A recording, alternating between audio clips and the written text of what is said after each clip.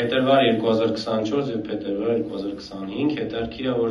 1 տարի առաջ 65%-ներ համարում, որ պատերազմի վերսկսումը շատ հավանական է եւ 26%-ը համարում էր քիչ հավանական,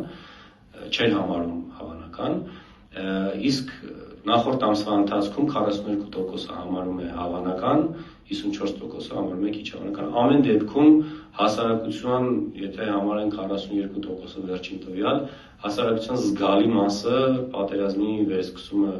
հավանական է եւ պատերազմի վտանգի ընկալումը շատ բարձր է,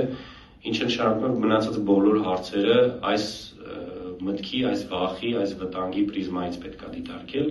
այսինքն այս մարդիկ մշտապես պատերազմի վերսկսման վտանգի կոնտեքստում են խոսում եւ մարդկանց օրինակ ասել, որ դու անձամբ կմասնակցես, մի քիչ վախենալու է, դու ինքը գիտի, որ կարող է շուտով պատերազմը սկսվի։ Հաջորդը նոր պատերազմին պատրաստության մասին է, Հայաստանը հիմա պատրաստ է արդյոք նոր պատերազմին, թե ոչ։ Եվ մի տարի առաջ 2024 թվականին 21%-ներ ասում, որ այո պատրաստ է եւ 63.5%-ն ասում էր, որ ոչ պատրաստ չի, իսկ 25 թվականին փետրվարի շուրջ 21% ասում է այո պատրաստ է եւ 75%-ն ասում է ոչ պատրաստ չի։ Այստեղ հետաքրքիր է, որ չկողմնորոշվածները նախորդ տարի մոտ 15% են, հիմա շատ կողմնորոշված են ամեն ինչը եւ